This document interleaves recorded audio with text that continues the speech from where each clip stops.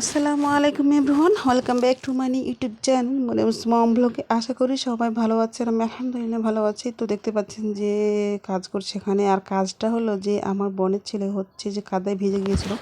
আর কাদাটা হওয়ার কারণ হচ্ছে যে এক সপ্তাহ ধরে মেঘের কোনো দেখা নেই, বৃষ্টির কোনো দেখা নেই। হঠাৎ বৃষ্টি এসেছে আর রাস্তাগুলো একেবারে প্যাক হয়ে গেছে। যেহেতু গ্রামের রাস্তা, সেহেতু প্যাক হয়ে গেছে। গ্রামের রাস্তা বললেই হবে না, আসলে কাঁচা রাস্তাতে একেবারে একটু বৃষ্টি হলে দেখতে পাচ্ছেন যে কাদা প্যাক হয়ে যায়। তো তাদের পাগুলো একেবারে ভিজে গেছে। আর যেহেতু আমরা ঘুরতে এসেছি আর ঘুরতে যাব, সেজন্য তারা একেবারে কাদাগুলো ধুয়ে নিল। তো আমরা হচ্ছে ঘুরতে যাব। তো ভিডিও শুরুতে আপনাদের একটা কথা বলি। কথাটা হচ্ছে, ভিডিও শুরুতেই বলতে চাই যে আমার ভিডিওটি যদি ভালো লাগে তাহলে অবশ্যই এই ভিডিওটিতে বেশি বেশি করে লাইক দিবেন এবং আপনাদের মনের কথা কমেন্ট বক্সে জানিয়ে দিবেন। এবং আপনারা প্লিজ আমার চ্যানেলটি সাবস্ক্রাইব করবেন। সাবস্ক্রাইব করলে কী হবে যে আমি যে নতুন নতুন ভিডিওগুলো ছাড়বো তখনই আপনাদের কাছে পৌঁছে যাবে। তো অবশ্যই আমার নতুন নতুন ভিডিও পেতে চ্যানেলটিকে সাবস্ক্রাইব করবেন। আর আমি হচ্ছে যে ভিলেজের একটা যে লোকেশন থাকে সেই জায়গাগুলো ভিডিও করি এবং আপনাদের দেখানোর চেষ্টা করি। তো এটা হচ্ছে যে একটা ফাঁকা মাঠ। তো আমি হচ্ছে যে এই রাস্তা দিয়ে যাব, কারণ এই পাশে আছে নদী। আর এটা হচ্ছে উঁচু রাস্তা, যাকে বাঁধ বলা হয়, কারণ যে এটা রাস্তাটা 2 থেকে 3 মানুষ উপরে। কারণ নদী যখন ভরাট হয়ে যায় তখন কিন্তু এই এলাকায় পানি ঢুকে পড়ে, সেজন্য এই রাস্তাটা অনেক উঁচু করে বাঁধা হয়েছে যাতে পানিগুলো আটকে থাকে এদিকে। কারণ আমি যখন গত বছর এসেছিলাম এখানে, তো প্রায় রাস্তাটা 1 হাত বাকি ছিল রাস্তাগুলো ডুবতে। তো আল্লাহ ওদেরকে রক্ষা করেছে, কারণ যখন 2017 সালে বৃষ্টিতে বন্যা হয়েছিল তখন কিন্তু এই এলাকা পুরোটা একেবারে তলিয়ে গিয়েছিল। 8-10টা গ্রাম একেবারে প্লাবিত হয়ে গেছিলো। সেই জন্য তখনই তারপরে এই বাঁধটা দেওয়া হয়েছে সচেতন করার জন্য, এলাকাটাকে নিরাপদে রাখার জন্য এই উঁচু রাস্তাটা হচ্ছে দেওয়া হয়েছে।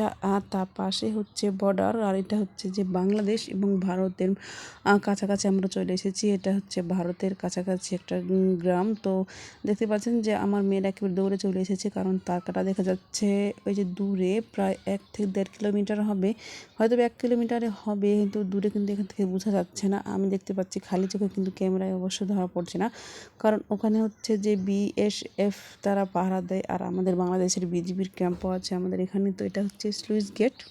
কারণ হচ্ছে যে ওই যে নদী যখন ভরাট হয়ে যায়, এলাকা যখন তলিয়ে যায়, তখন কিন্তু এই ব্রিজের নিচ দিয়ে একেবারে যখন পানি ঢুকে এই গ্রামটা পুরোটাই তলিয়ে যায়, একেবারে প্লাবিত হয়। সেজন্য এখানে গেট বানা হয়েছে। যখনই সেই জায়গাগুলো ডুবে যায় তখনই কিন্তু এই গেটটা বন্ধ করে দেওয়া হয়। তখন কি হয় যে এই এলাকাটা নিরাপদ থাকে এবং পানি থেকে বেঁচে যায় তারা। তো আমরা হচ্ছে এখন চলে যাচ্ছি ঘুরতে, আর আমরা যাচ্ছি হচ্ছে আম বাগান দেখতে।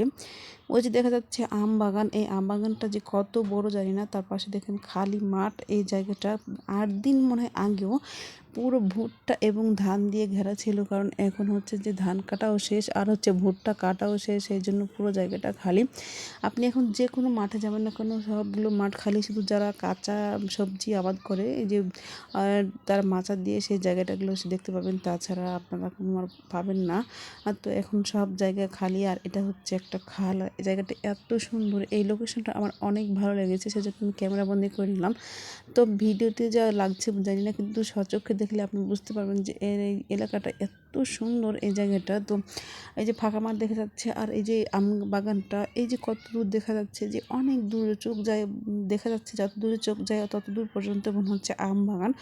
তো এই আম বাগানটা অবশ্যই আমি দেখতে এসেছি, কারণ যে আমি শুনলাম যখন যে এত বড় একটা আম বাগান আছে, তো আমি আর দাঁড়িয়ে থাকতে পারলাম না, না আম বাগানটা একটু দেখেই আসি। যেহেতু এখন আমের সিজন, তো অবশ্যই আম ধরে আছে, তো আমগুলো একটু দেখবো। তো দেখেন কী পরিমাণ আম, একেবারে গাছগুলো আমের ভারে নুয়ে পড়েছে। কারণ রাস্তা না, ঠিক দেখতে পাচ্ছেন যে চিকন চিকন একটা আইল খালের উপরে, আর মাঝখানে হচ্ছে বাগান। তো এই বাগানে যে রাস্তা, আর রাস্তা বলতে আইলের পাশে যে গাছগুলো আছে সেই গাছগুলো একটু বড়, আর মাঝখানে দেখেন কি পরিমাণ ছোট ছোট গাছ। এই গাছগুলোতে একেবারে আম নুয়ে পড়ছে, এক একটা গাছ মনে হয় আমের ভারে ভেঙে যাবে, এত পরিমাণ আম হয়েছে।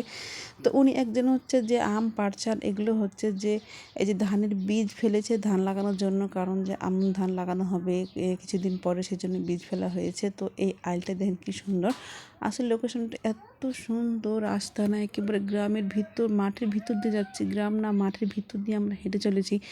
তো আমরা হচ্ছে যে এই জায়গাটা অনেক ভালো লাগছে। আমার তো এত গরম লাগছে যে বলার কথা না, যে একটু বৃষ্টি হয়ে তো বৃষ্টি হয়ে একেবারে রোদ মাথা জেগে উঠেছে, তার এত গরম লাগছে। এই গরমের ভিতরে হাঁটছি তো মানে পুরো শরীরটা দিয়ে আগুন বেরোচ্ছে গরমে।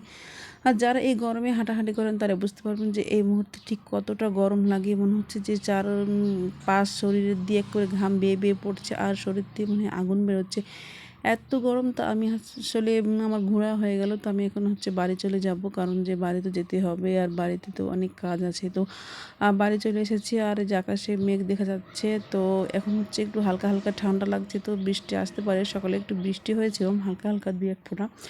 আর তো এখন যে আকাশে যেহেতু মেঘ উঠেছে, আর যে এখন আমি এই যে ছাগলগুলো মাঠে নিয়ে যাব, কারণ যদি বৃষ্টি আসে তাহলে কিন্তু ছাগলের একেবারে না খেয়ে থাকতে হবে। জন্য আমি তাদেরকে মাঠে নিয়ে যাচ্ছি, কারণ যে আমার তো আবার এখন তো যে কোনো জায়গায় আপনি ঘাস পাবেন না, কারণ যে ফসল যেহেতু কাটা হয়ে গেছে সেহেতু আর ঘাস পাওয়া যাবে না। আর এই জায়গাটা আমাদের নিরাপদ আশ্রয়স্থল। এত গরমে আমরা এই জায়গায় বসে থাকি, তো আপনি যতই ফ্যানের বাতাস খান না কেন তো আমার একটুও ঠান্ডা লাগে না। আমি যতই ফ্যানের নিচে বসে থাকি, যখন এই গাছের তলায় আসি তখন কিন্তু শরীরটা ঠান্ডা হয়ে যায়, মনে হচ্ছে মনটা জুড়ে যাচ্ছে, এত ঠান্ডা লাগে। যদিও বাতাস না হয় তারপরও গাছের নিচে একটা ঠান্ডা।